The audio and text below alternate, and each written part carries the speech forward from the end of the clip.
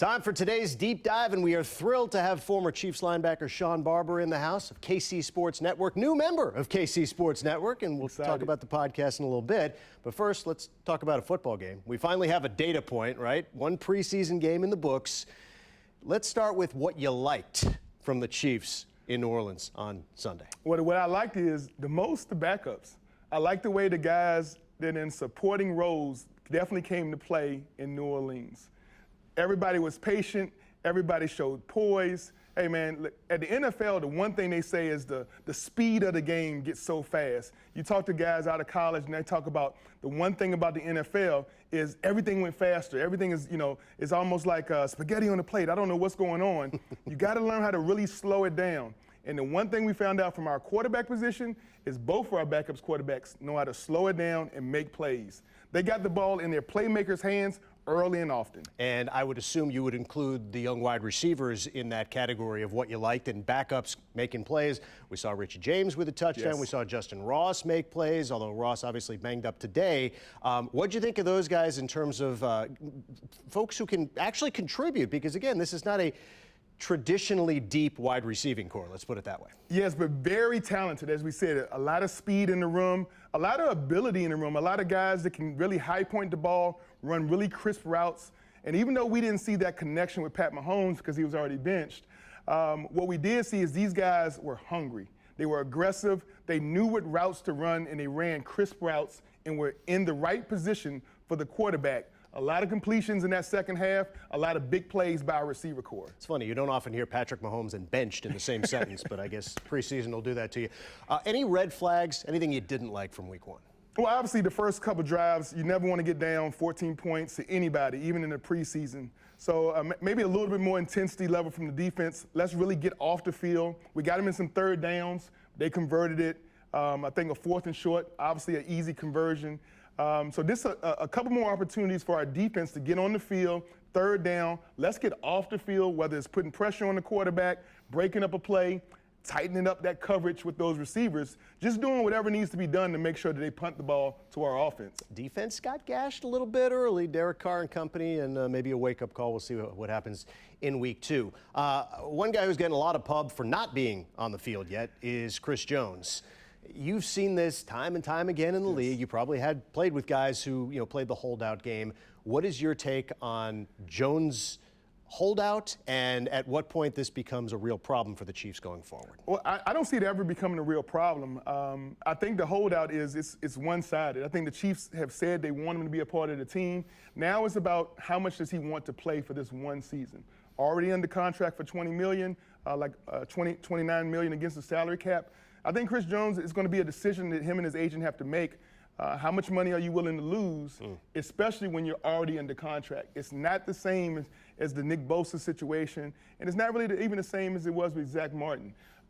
Zach just wanted an extension. He wanted to get paid more than what he was, getting paid already. I think he was somewhere around 10th overall. Now he's like 4th or 5th, where Chris Jones wants to be the highest paid defensive tackle. And when you got a guy like Aaron Donald making $32 million, it's really a hard sell to tell me anybody on this planet is playing as good as that guy. And you wonder where the player stops and the agent starts in these negotiations. But that's a different discussion. Yes, it is. For a different day. One guy who saw a lot of the field, partially because there's no 95, so there's more snaps, but Felix Onyeudike-Uzomah, the highly touted first-round pick out of Kansas State, he was out there a lot on Sunday.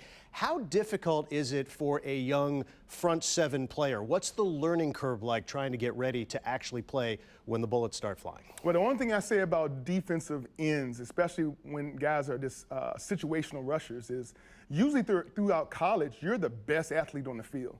I mean, you're using speed, quickness, speed, power. You have a couple counter moves. But now in the NFL, these tackles are grown men. And then when I talk about the best of the best, that left tackle position, you're going to get the best of the best protecting those $40 million quarterbacks, and you're going to see that kind of talent each and every week. So you got to bring your A game every snap, all 40 snaps, 50 snaps of a ball game, and have so many counter moves. So the great thing about it is I know he has Coach Joe Cullen working with him, our D-line coach, on counter moves, on how to be speed to power, and just finding ways to really collapse that pocket and make his presence felt. And I think that's what he did early and often, all ball game long. This young man out of K-State, he made K-State the Power Cat fans here in Kansas City. He made them really proud. You know, talking about the wide receivers here, I mentioned Justin Ross left camp early today, and that's a bit of a red flag. But you're already without Kadarius Toney, right? Juju's gone, Hardman's gone, so you could argue that it was a thinner position group than last year already. Now you've lost a couple of guys in camp. Nico Remigio went down. I mean, this is not a guy they were counting on necessarily, but all of a sudden that room's looking a little small, no?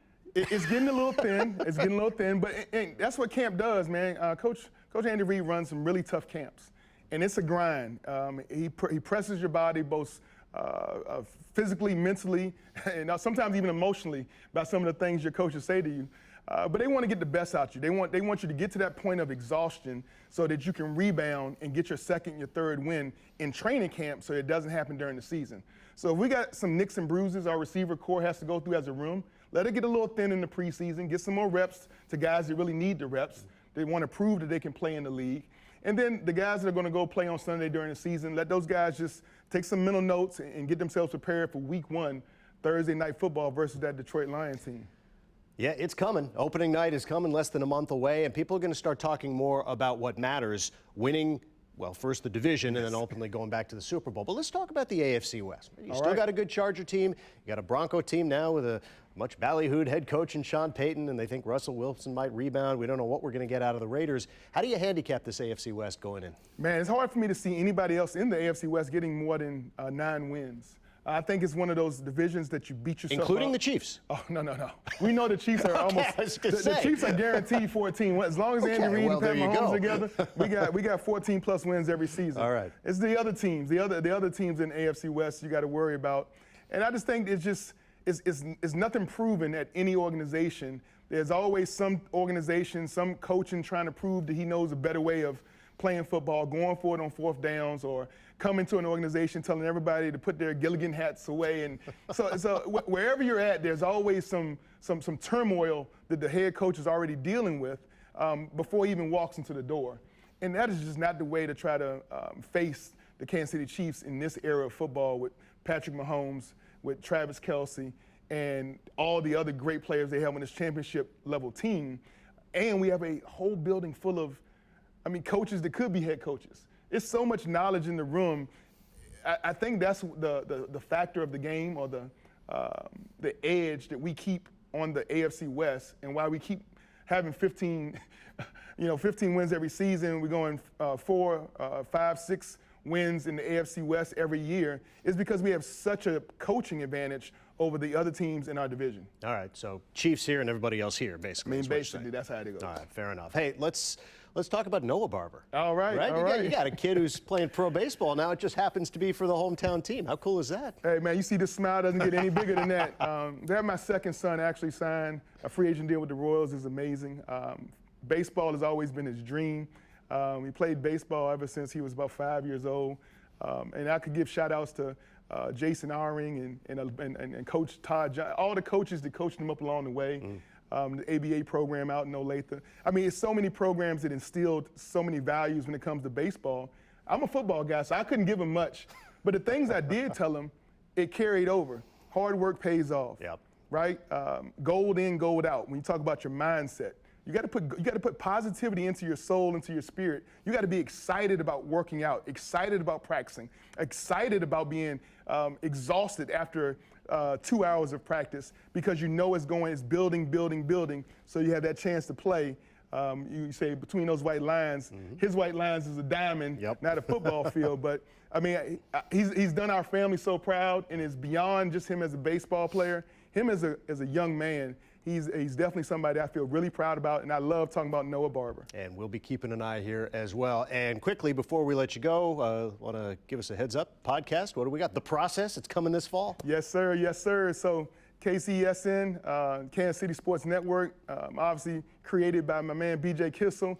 He stepped away, and then he went into the lab and created a whole new brand of different paths and streams. No matter if you like K-State, Kansas, Missouri, it doesn't matter if it's the Chiefs, the Royals, Current, or KC Sporting.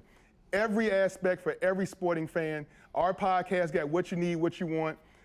Guys like myself are going to show up and show out, do what we do. We're going to talk nothing but the process. Every week I'm going to talk on a Wednesday and probably get uploaded on Thursday, but we're going to break down myself and a guy named Tucker.